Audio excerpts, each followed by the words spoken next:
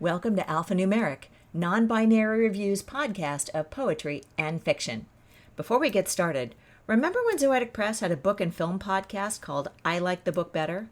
It's gone, but if that was your jam, that void is being wonderfully filled by a podcast called With Nothing to Say. This isn't some movie snobs dissecting the directing or acting choices of a particular film. This is so much better. It's smart people interrogating the portrayal of our world through popular films and talking about what those portrayals say about us.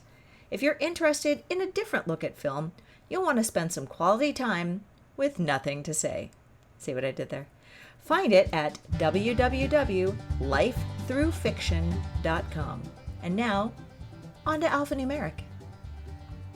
Today, Temperance by Mari Wittenbreer. 1. August 1834. I am half blind, but I know une bonne transaction when I see one, and I see one coming. The smoke filtering through the cottonwoods across the river is a sign. He is coming, soon as he can get away without being caught. It is a good day when my young friend from the 5th Regiment comes to buy my whiskey. Anyone who wants a jug or two, here I am, Pierre Parent, at your service. My still across the Mississippi from Fort Snelling is perfectly legal, though hauling spirits into the fort is not. Because my eyelid droops on my useless eyes slantwise, they make fun of me, call me Pig Eye, but I know how to distill the whiskey. And running the whiskey is good for the soldiers, good for the immigrant families, good for the native Indians, and good for me. So why am I no longer welcome on Fort Snelling property? The wise ones in Washington abolished the daily gill given to all soldiers. They called it progress, taking away the benefit of alcohol from the poorly paid and harshly disciplined soldiers. Now I sit here at the water's edge, exiled like Napoleon Bonaparte, because I used to sell whiskey on the fort's land. All the better for me. Now I live across the river, free from interference, in the Lux area of this cave, one of the finest in North America. Steady temperatures summer and winter, abundant, clear, cool water. I can make whiskey out of anything, corn, wheat, barley. The only problem is when I run low on grain. Then I cut it, sometimes with pure water or sometimes with another, more potent alchemy. My still can make whiskey, or it can take the sap out of the pine trees and percolate turpentine.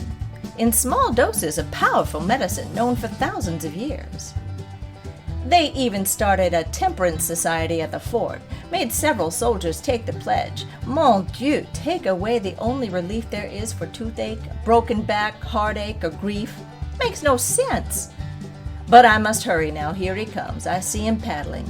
He tells the guard, "It is my day off. I will go to the cave and see if there is mail at Pig Eye Tavern." Or he promises a thirsty guard a nip, no charge. But if the commander catches him, he'll be in the stockade for a month. Sometimes we hide the jugs in the bottom of a bucket of apples. Once out of desperation, we soaked woolen blankets with whiskey, put them in the bottom of a laundry basket. He walked the sauce right past the guard, wrung the blankets out, and had woolly-tasting whiskey for a week. They say the Indians have a problem with the whiskey, but the Indians have a problem with the Americans who want to starve them out. I have heard them.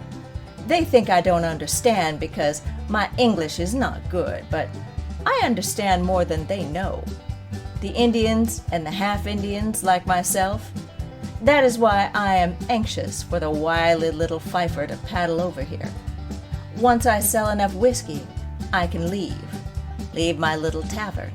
And go where? I don't know. I could take an ox cart north, or maybe back home to Sault Ste. Marie. I'm too old to live like un voyou, a renegade, as if I am the one who does not belong here.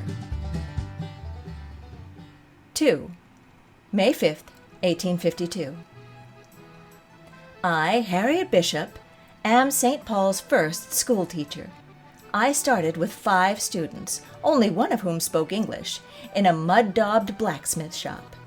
Now I have a schoolhouse with 2 other teachers and a proper Protestant Sunday school besides. I am a welcome guest in the finest homes in the area, but that is very little compared to today. Today is my greatest achievement, and the church bells are pealing. It is the beginning of temperance, true temperance in our territory. My heart leaps with joy and thanksgiving. After pleading and ranting, after much work and heartbreak, the temperance bill goes into effect.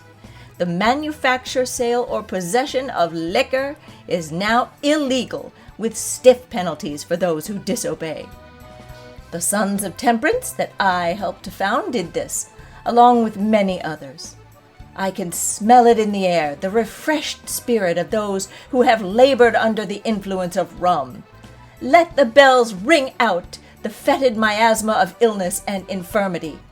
Ring in the devotion of our forefathers, the New Englanders, stalwart souls, brave and true. Victory! Victory! Victory!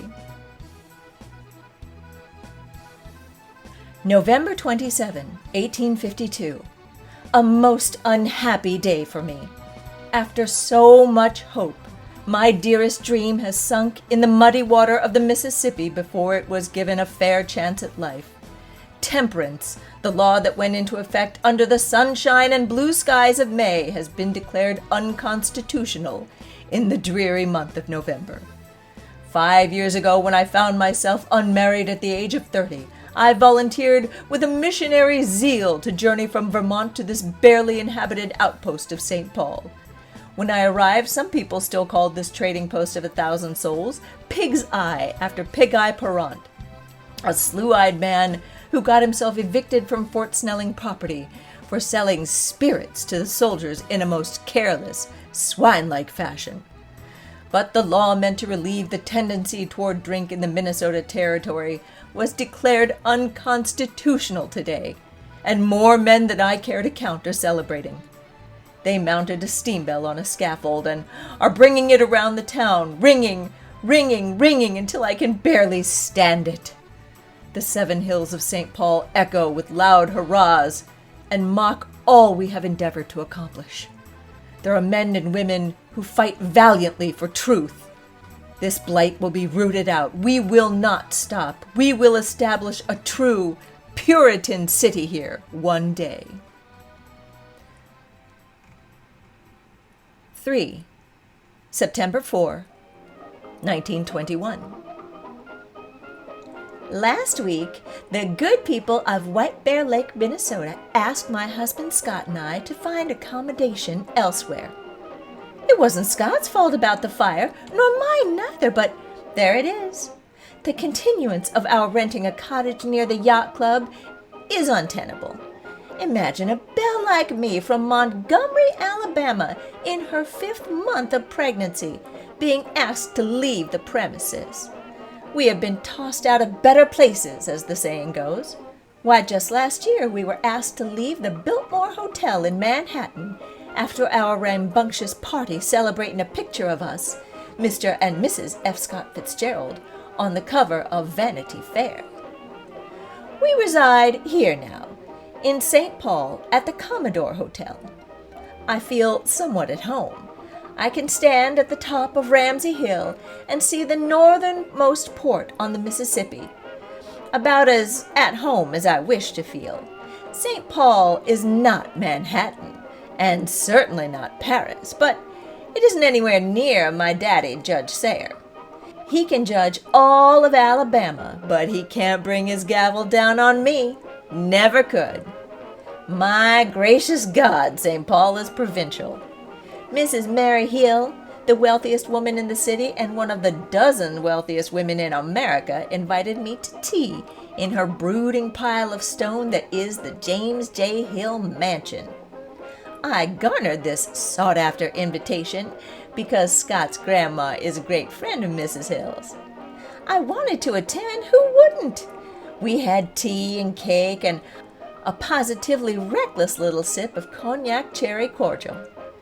Grandmama glared at me like I was Medusa in full serpentine coiffure when I asked if I might have my glass refreshed.